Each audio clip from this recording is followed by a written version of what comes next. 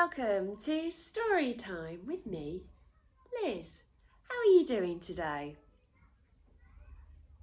Oh, that's good to hear. I'm glad to hear that everyone's doing okay. Today I thought I would read another one of my Munch Bunch books. Today we're going to be finding out all about Casper Carrot. Now, I'll let you into a little bit of a secret. Casper Carrot is a bit of a worrier. And you know what? It's okay to worry, but sometimes you just have to let it out and tell your friends how you're feeling. So let's find out if that's what Casper the Carrot does. Casper Carrot is one of the Munch Bunch. He lives in an old sack near Spud and Tom Tomato. Casper worries all the time. There is never a moment, day or night, when he stops worrying. One night, Casper could not sleep. He had a very big decision to make. Ollie Onion and Pete Pepper had asked him to go fishing with them. Billy Blackberry and Scruff Gooseberry had asked him to go to the seaside with them. Poor Casper. He couldn't decide what to do. He was a very worried carrot. So, first thing the next morning, he went for a walk to help him make his mind up. Oh, if I go to the seaside, Pete will be cross with me, and Ollie will cry. And if I go fishing by the river, Billy and Scruff might swim out too far, or even be eaten by a sea monster. Oh dear, what shall I do? Worried Casper. Button and Tiny Mushroom were busy spring cleaning. They were taking their furniture into the garden so they could scrub and polish the house all over. Oh, what are you doing? Asked Casper anxiously. You shouldn't be lifting heavy furniture. You might hurt yourselves. And what if it rains and spoils your settee? But before they had time to answer, Casper had hurried away. Casper was still worrying about his big decision when he came to Pippa Pear's house.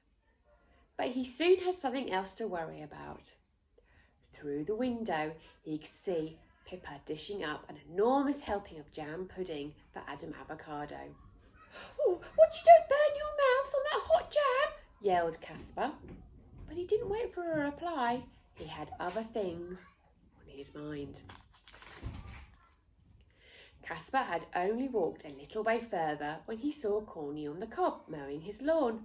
Oh, be careful with that lawnmower, Corny. It might get out of control and run away with you, or it might even cut you. Corny was very puzzled, but before he could ask Casper what all the fuss was about, Casper had hurried away. Casper was still worrying about his big decision. Should he go to the seaside, or should he go fishing? Then he saw Bounce the spring onion doing some weightlifting. Why are you doing that? Asked Casper. It's a very dangerous hobby for someone so small as you. But Bounce was lifting such a heavy weight that he couldn't answer, and Casper didn't have time to wait around. Suddenly, Casper was being attacked. He was drenched by a stream of cold water. Keep off my property, old-timer, drawled a voice from behind a tree. It was Peanut pretending that he was a cowboy again and firing at Casper with his water pistol. Oh, don't do that, shouted Casper. I'm soaking wet and I might catch a cold. Then I wouldn't be able to go to the seaside or fishing either. Casper marched away, muttering to himself. He was now a very worried and angry carrot. But Casper soon forgot his bad temper and found something else to worry about. He saw Supercool the cucumber and Susie Celery high up in a tree, standing on some very wobbly pieces of wood. Hello, Casper. We're building a tree house, said Supercool. Casper was horrified. Oh, it doesn't look safe to me. One puff of wind would knock it down and you'd both land on your heads. Just as Casper had finished speaking, there was a loud creaking and groaning noise, and the wobbly treehouse crashed to the ground. "There, I told you so," said Casper, rushing to help them. Casper patched up their bruises and bandaged their sore arms and legs. "Oh, I've got good reason to worry about you two," he said. "Fancy calling that contraption a treehouse. You should have asked Professor Peabody to draw up a plan for you." Then Casper realised, it was getting late, and he still hadn't made his big decision. So Casper went home and started to get ready for his outing. He searched in his cupboard and found his fishing rod and nets, just in case he went fishing. And he found his swimming trunks and rubber ring, in case he went to the seaside. Then Casper sat in the armchair for a little rest. He felt very tired after all that worrying. "Oh, I'll decide in a minute," he said to himself, but soon fell asleep, dreaming about his big decision. While Casper was still asleep, the others met on his doorstep. "Why don't we all go out together?" suggested Billy Blackberry. "Oh, what a good idea," said Pete Pepper. "We can fish in the sea. What do you think, Ollie?" But before Ollie could answer, Casper had opened his door. "Oh no, now what am I going to do?" he said. "Don't worry, Casper. We've all decided we're going to go out together," said Ollie. So I haven't got anything to decide after all," said Casper. Well, they all had a lovely afternoon at the seaside.